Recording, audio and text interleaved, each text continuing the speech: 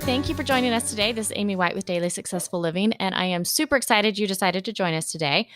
Today, we have got an awesome guest, and I am super excited to talk to her because we are talking about Medicare benefits, which, let's be honest, is something that's going to affect all of us.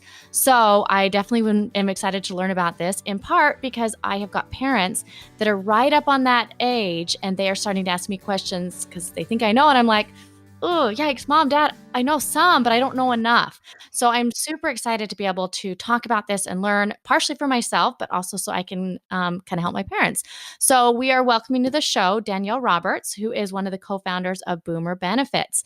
And Boomer Benefits, as you probably have assumed, is all about benefits for boomers, people who are starting to hit retirement age. So we are going to talk purely retirement and what you need to be doing to prepare yourself today. So Danielle, thank you for joining us. Welcome to the show. Hello, my pleasure. I'm so excited to be here. Oh, good. Well, I'm glad to hear that because this is definitely something that people need to be learning about.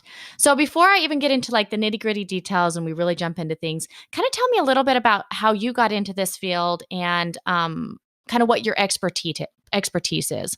Sure. So in 2004, I had been working in the staffing industry for 10 years and I was totally burnt out on that industry. And I really wanted to do some sort of sales and start a business, but I wasn't quite sure what. And a friend of mine introduced me to a company that was hiring for insurance. And I looked at the whole opportunity and I thought, this is a great business. You know, it's something that doesn't have any perishable food and I don't have to store any inventory. And it's a very educational sale. And so I jumped into selling insurance. And originally I had worked with individual business owners and small businesses, helping them with both group and individual policies. And one of the things that happened was those business owners, you know, mid 40s often would ask me, hey, you know, I thought this insurance for myself was confusing enough, but you know, I've got my parents, they're getting ready to go on Medicare and we're trying to make sense of this stuff. And man, it doesn't make any sense at all. Like, how do they expect us to learn this? And after enough times people asking us that, we finally looked into Medicare, figured out that it is absolutely one of the most confusing things on the planet, learned it backwards and forwards, and began helping people with their Medicare benefits. And then over the years, slowly, we have kind of eased out of the group health insurance market. And now 99% of the business that we do is helping baby boomers as they enter into Medicare to navigate their benefits, understand what the federal government provides them, and also learn what their supplemental options are. And that's kind of the part where we come in. And so it's been actually a really interesting ride in terms of looking at the horizon for retirement because a lot of people our age don't are not aware that Medicare is not free and that there's pieces that you have to select and that there's lots of coverage options and there's 4 parts and 10 standardized supplements and dozens of drug plans and advantage plans. And so our company services 47 states. We help people all across those states with learning their Medicare benefits and kind of choosing their coverage options so that they can rest easy and enjoy their retirement and not have to think about all this health insurance stuff too much. Nice. That is definitely important. And it's interesting because like I said, I have a decent background in this type of stuff. I served as an HR director for my company for years and I helped go through and do the benefits. So I thought I knew a lot about it. And then I also have my insurance license. So I had to take some basic, tests about it. But once I got into it, I was like, whoa, there is a lot to this. So I really compliment you guys for being able to get it all and get it clear, which on a side note, you guys, you have to check out their website. Like their website is boomerbenefits.com and it is phenomenal. There is so much information in there. And Danielle in particular writes a bunch of blog posts, including one that I wanted to touch on a little bit, because one of the things that she talks about in one of her blog posts is how retirees are shocked about the cost of medicine once they're retiring. And she references the fact that 79% of middle income baby boomers have no money set aside for retirement. And you guys know I'm a huge retirement person. Well, guess what? I hadn't really thought about that aspect of it. So I kind of want to ask you a little bit, and let's kind of make this a two-pronged question, but when do people need to start worrying about planning for retirement, for Medicare and stuff like that? But then also, what can they start doing now, like in their 20s, 30s, and 40s to prepare? And then let's kind of start touching on people that are a little bit closer and kind of move into that. Sure. So a lot of people begin to look at their Medicare benefits age 64, a year or so before they age into Medicare. And I often say that I wish that Social Security or Medicare offered a class at age 50 instead, that everyone could go to and learn that Medicare isn't free, get an idea of what the types of costs are, and then work with their financial planner to build in that piece of your retirement. Because it's very easy to think about rent and utilities and groceries and travel and all the things that we associate with The fun retirement. stuff. Fidelity had a study, and it was almost $300,000 that the average couple needs for healthcare and retirement, which is a staggering amount of money. And it makes sense because Medicare has premiums that people pay for both outpatient coverage and drug coverage. And then just like your current insurance that you may have at work, it doesn't cover everything. You have deductibles and co-insurance and copays that you pay as you use your benefits. And so I always like to say that the earlier the better. And I do quite a bit of writing online and even podcasts like this one, trying to reach people that are even younger, because I think that it's important the earlier that you start and take advantage of the savings that you can put away and the compounding interest with time, that's going to put you in a much better position to be able to afford the benefits once you get there. So I think I read a statistic recently, something along the lines of 40% of people at age 65 as they come into retirement have zero retirement savings and they're planning to live off of Social Security. And as you well know, with the work that you Scary, do, scary, uh, scary. $1,400 a month, I can't imagine living on that. And then they find out that at least 10 to 15% of that is going to be deducted before they ever get their income check to go for the basic costs of Medicare, let alone all those cost sharing items that they have to do. So it's super important to start early. And one of my favorite vehicles for people in their 20s, 30s, and 40s to look at saving for medical costs during retirement is the health savings account. Oh my gosh, you So, are speaking my language. I love yay! HSA plans. So let's kind of touch on those a little bit because Mhm. I think that they are one of the most valuable ways to start saving money for both retirement and for medical costs. You bet. And I totally agree with you. When I was with the staffing company back in the late 90s, HSAs were super new back then, and we had one in our company. And I can remember looking at it and thinking, this is the best thing ever. Like, I can save this money and it's mine and never have to give it back. It grows over time. I can use it for qualified medical expenses now. But also, when you turn 65 later, if you've saved up a bunch of money in your HSA and you don't need it for medical expenses, you can take it out at that time and just pay ordinary income tax with no penalty. So, one of the reasons I love the HSA for people planning for retirement expenses is people truly who have an HSA when they're aging into Medicare, they think of that money as separate money. So they Mhm. think of their accounts that they have with, Chase Bank or Edward Jones or Fidelity, wherever their savings are. They think of that as their retirement money that they're going to use for all those other things like rent and travel and utilities. But the money that's in their HSA, they truly associate with that being money for medical. And when you come into retirement, if you have saved up, thousands of dollars into your HSA over all these years, you can use that money for your Medicare premiums. You can use it for those deductibles when you go in the hospital and you're outpatient. You can use it for your prescription copays, and we tend to use more prescriptions as we age. You can also use it for dental, vision, and hearing expenses, which Medicare does not cover. And so it's this great medical nest egg of money that you have built on your own accord. And if you get a lot of money built in up that, some people even can take the funds within their HSA and invest it. So if you're a savvy investor, you can even make more money with it. But it's great. The best part about it is that it's just like that separate pool of money, and if you have that, you're going to feel so much more confident going into Medicare and healthcare because you're going to be able to make choices that are going to give you the most comprehensive coverage without worrying so much about how much of your budget it's going to eat up. Yeah, no, I think that's a wonderful point. Now, one thing I do want to mention for those of you who don't know as much about HSA plans is they are only tied with a high deductible insurance account or insurance plan. So you can't just open up an HSA account unless you are on an insurance plan that allows for an HSA. So, for example, with my husband, we have our insurance through him. We actually are given the option of four different plans. There's two standard plans, like what you consider the typical plans, and then there's two HSA high deductible plans that we can choose from. And because I'm such a huge fan of HSAs, I was like, HSA plan, here we go. I mean, I was so excited. And so we've been putting aside a decent amount of money into our HSA accounts every year. And I intentionally chose an HSA account because I was able to do that. Now, sometimes the benefits are not going to be as good as on a regular medical plan, but do you know what? It's also a lot cheaper too. And so you really need to go through and look at your individual situation to make that choice for you. But man, if you can, highly recommend looking at your HSA plans. And keep in mind too that every year when your insurance comes up for renewal, you can go through and make new choices. Now, it's obviously company dependent. Some companies do not offer HSAs, but I think you'll find that more and more companies are doing it. Yeah. So if for some reason you do not have an HSA plan, you might want to take a look at that. Go talk to your HR department and ask them some questions because they can be super duper valuable. Okay, so we've kind of talked a little bit about what you can do to start preparing now and kind of some of your recommendations there. So let's actually get into a little bit of the actual Medicare plan. So I know that there's Part A, Part B, Part C, Part D. Can you explain just a little bit of what the differences are on those and kind of how it works? Because I know everybody's essentially automatically enrolled in Part A. Well, I shouldn't say everybody. Most people are based on how long you've worked. But you've got your Part A, and then kind of maybe just go into a little bit of the differences on those. You bet. So Medicare has four parts, and two of the parts are considered original Medicare benefits.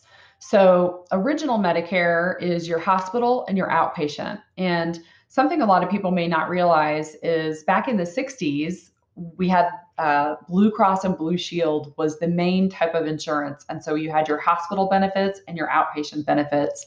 And Medicare was created in the 60s and it's never changed. So Scary, scary. yeah, it's the same. So Part A is your inpatient hospital benefits. And I tell people to think of this like your room and board. It's going to give you a semi-private room. A nurse is going to come around to check on you. Your doctor will check on you.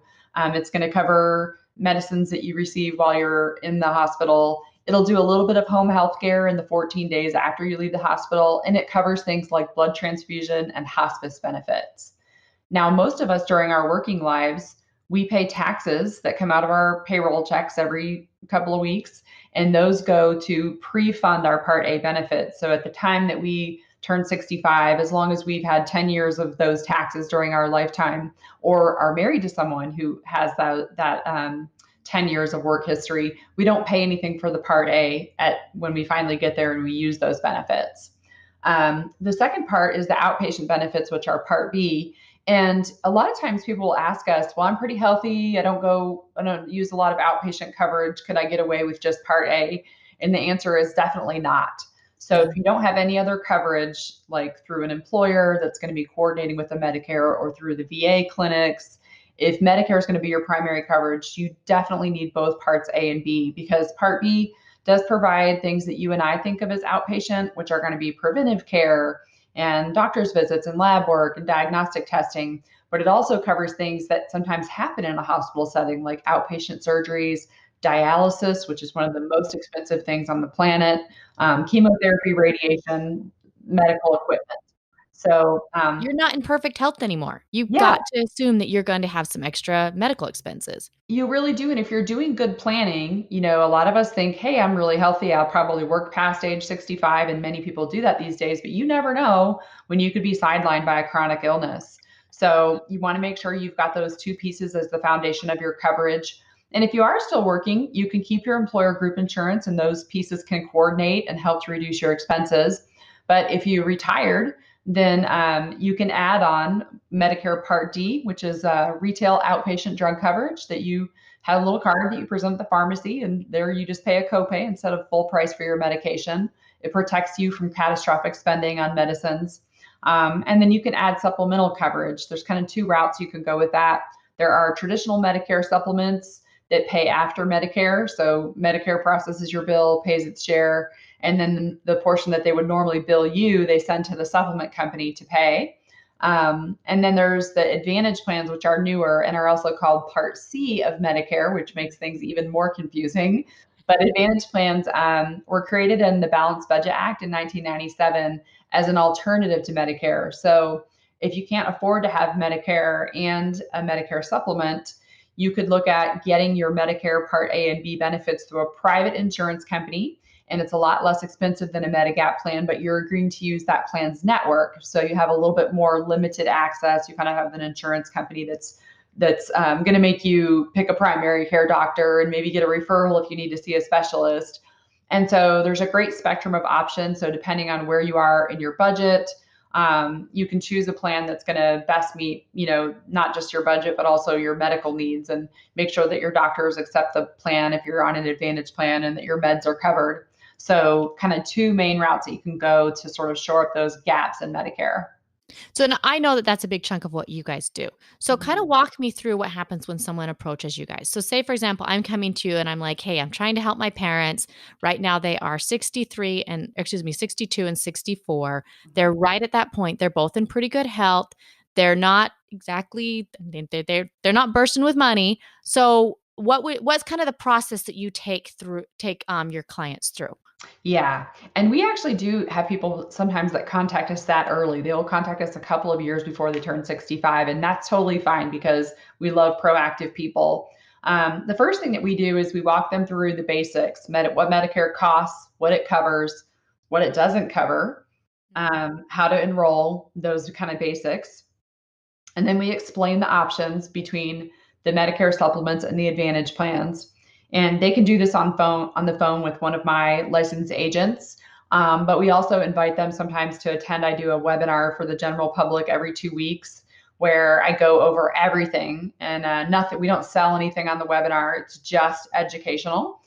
So that people can kind of come and learn in a hassle-free environment and kind of get their brain wrapped around what Medicare is going to be all about and make that preparation. And then eventually, when they enter their initial enrollment period, which starts 3 months before their 65th birthday month, then we narrow down those choices. And maybe the person says to me, I'm pretty healthy. I don't use a lot of medical benefits. I only take one medication. And I hate to pay, $100+ a month for a supplement. And so, someone in that situation, we might say an Advantage plan would be a great fit for you. Let's get a list of your doctors that you see that are important to you. What are your important hospitals? And then we find a plan in their area that matches or that most closely matches that information that they give us. So that's always a good option. Another option is sometimes you have people and they really do just have Social Security, and there's no way they'd be able to spend several $100s a month on supplemental coverage. So for those folks, we often look for an Advantage plan that has a zero premium. There are HMO plans in a lot of urban areas where, although you still pay for Medicare Part B, you don't pay anything extra for the plan itself.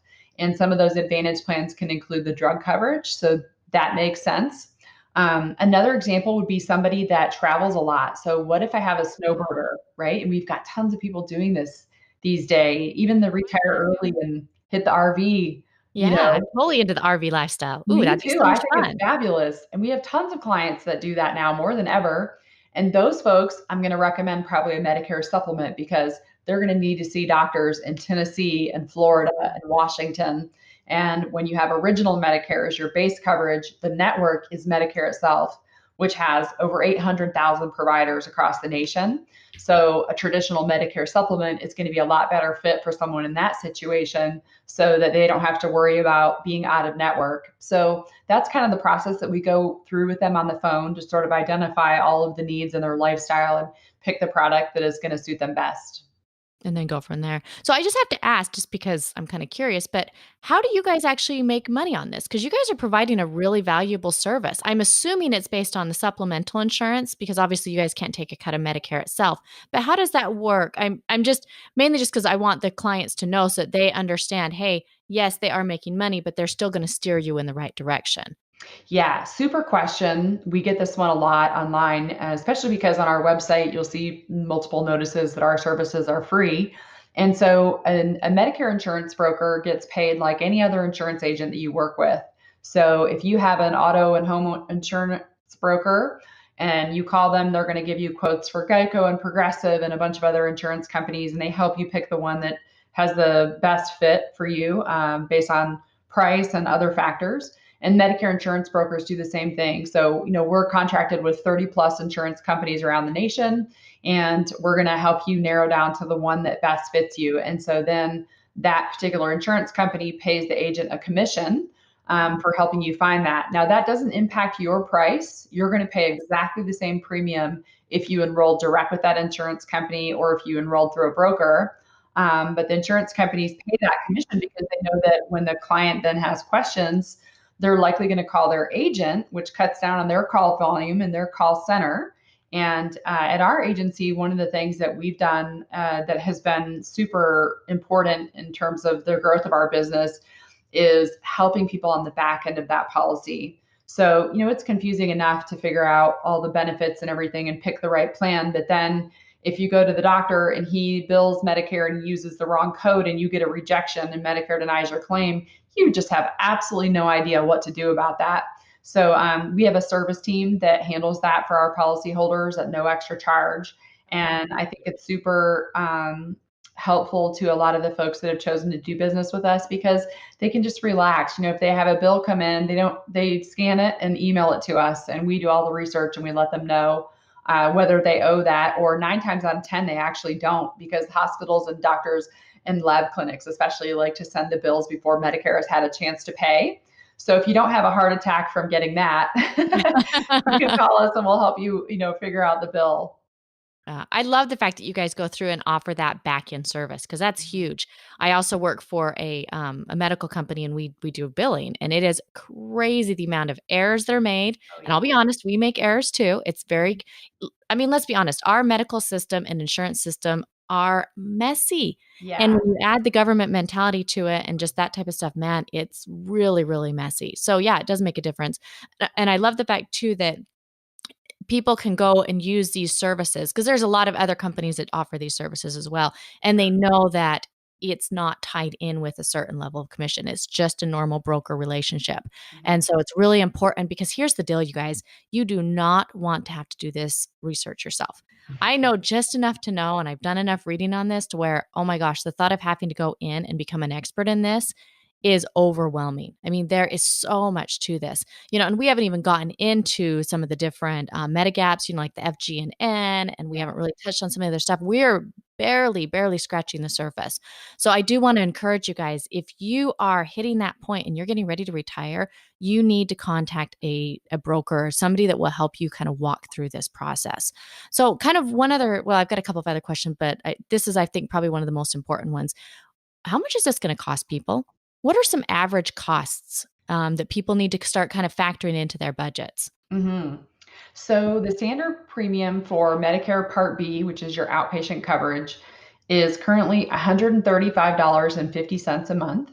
Okay, that's not horrible, but that's only that's just your insurance premium, right? You still have to pay co-insurance, deductibles, all that stuff on top of that, right? And that's where the Medigap stuff comes in. Times when we had these people that had no idea that Medicare costs money, and we're telling them, okay, well, just for Part B itself, you're going to pay $135. And if you're in a higher income bracket, you're going to pay considerably more than that because people with higher incomes pay more for Part B and D. So it's all tiered based on your age then. Or I'm sorry, It's not your age, your your income. income. Oh, that's good to That's know. right. Okay. So if your listeners are kind of close to Medicare age, if you earn more than 85,000 as an individual or 170,000 as a married couple filing jointly, then you're going to pay more than that. So people in the top bracket pay around $460 a month for Part B. And that's super important to estimate because if you plan on 135 and you didn't know about that income adjustment, you could be ready to retire and then find out, wow, my coverage costs 2 or 3 times what I thought. And then you're picking up a supplement or an advantage plan to cover the gaps for the deductibles and co-insurance. And the drug plan on average costs around $35 a month. So Is that a tiered rate one as well?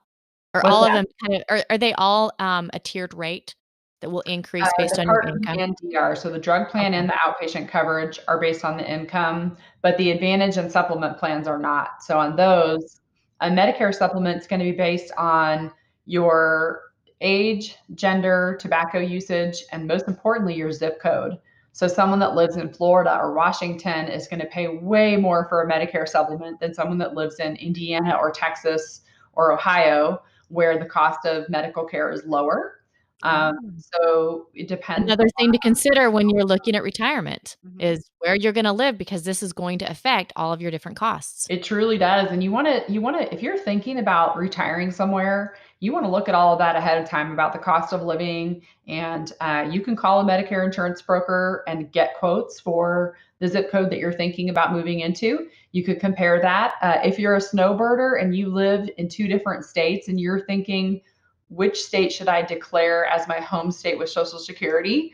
You could have us run those numbers, and you might find that if you say that your home residence Whoa, good is Michigan point. as opposed to Washington, then you're going to pay a lot less on the healthcare there. So it's a really important piece to research ahead of time and figure that out so that you might be able to help yourself out with those premiums. Wow, that's a good point. Which kind of brings me to the next question I had is I'm assuming this runs kind of like your open enrollment periods with normal insurance.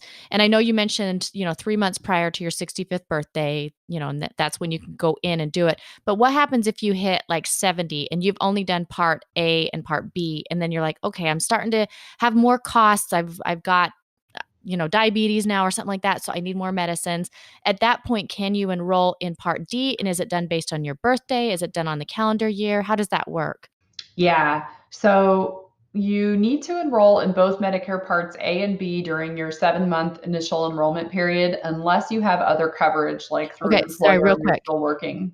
On that 7 months, is that 7 months starting with the 3 months before you turn 65? Yeah. Okay, so you have 4 months after you turn 65. That's right. So you have the month of your birthday and then the 3 months after. So it's kind of a 7-month window surrounding that birthday month.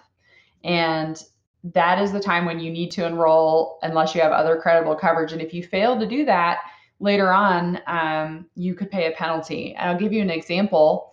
If you work for a small employer with less than 20 employees and you're still working at age 65, we see this one happen pretty often where the person thinks, well, I have employer coverage. I can delay enrolling in Medicare. Well, when you're a small employer, Medicare is primary and that employer coverage is secondary. So we had a gentleman not too long ago that called us, and he had been told by Social Security incorrectly about this many years ago. And he was 72 and getting ready to retire. And now he wants to add Part B. And so he was facing 70% higher penalty for the rest of his life just because he didn't know that because his employer was small, that he needed to have enrolled in Part B way back at age 65. So those rules are important to make sure that you know. And what we do see also is a lot of times people will enroll in the Part A and B, and maybe they're pretty healthy and they don't have health conditions. And so they wait a few years, and then now they do develop a health condition, like you mentioned, diabetes. Now they want to go sign up for a Medigap plan. Well, because they're not in their open enrollment period anymore, they're going to have to answer health questions in most states to get that coverage. And diabetes, depending on how much insulin you take, could be an acceptance or a decline. If you have a chronic health condition like MS or Parkinson's or COPD or heart failure, all of those things would cause you to be declined. So you want to make sure to always think about as insurance as something that you buy before the house is on fire. And same thing with your personal insurance for your body. You want to buy that insurance before the need becomes great. Now, if you are in that situation and you go to apply for the Medigap plan and you get turned down, the Advantage plans, you can enroll in those once a year during the fall, during the annual election period from October 15th to December 7th. And those have only one health question, which is, do you have end stage renal failure? So if you're on dialysis or waiting a transplant, you can't get the Advantage plan, but you could get that with any other health condition. So that's a great fallback if you just didn't know this and now you go to get a Medigap plan and you get turned down. Maybe the Advantage plan is going to be a better option for you. Yeah, that makes sense. There is so much to this. It's crazy because, like I said at the beginning, I thought I knew a decent amount, but after listening to you, I'm like, "Oh my gosh, there is so much more to this Yeah. than I ever thought." I mean, it really is complicated.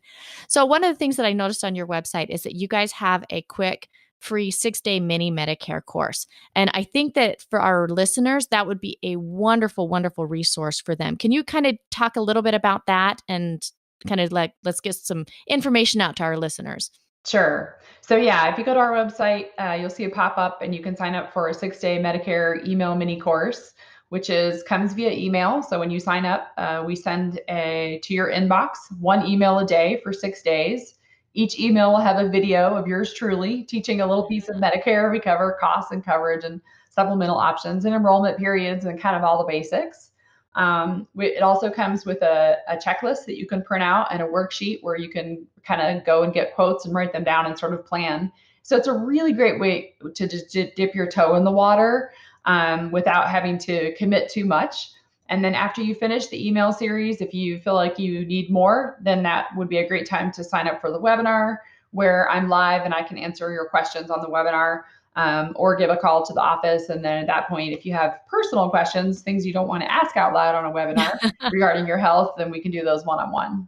That makes sense. Awesome. Well, Danielle, thank you for joining us today. I feel like we covered so much. I mean, we didn't even get into the long-term care stuff and some of the other questions, but just based on the time, we probably need to end. So maybe I'll be able to have Danielle on at a later date so we can get into more detail on some of this stuff.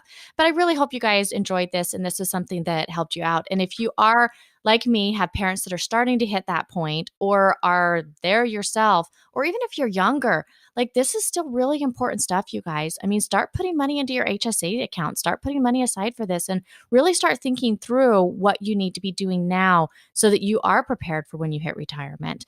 So, Danielle, thank you again for joining us. And can you just put in a quick information for everybody on how they can reach you and where they need to go to learn more information about you guys? Of course. Very easy to find us at boomerbenefits.com. So visit us on the web and then on pretty much any social media that you can think of, YouTube, Instagram, Facebook. We are at Boomer Benefits. So you can join our private Facebook group and get your Medicare questions answered there. Or if you're an audio-visual learner, check out the YouTube channel. We have almost 30 videos with lots of great information there as well. Awesome. And I will make sure and link to all this on the show notes on this. I always have that on the website itself, and then we'll put this on YouTube too. So if you have any questions, definitely reach out to Danielle because she is a wonderful, wonderful resource. So thank you again for joining us today, Danielle. I really appreciate it. And if you guys have any questions, again, feel free to reach out and obviously hit the subscribe button because I'd love to be able to provide more great content to you. So thank you.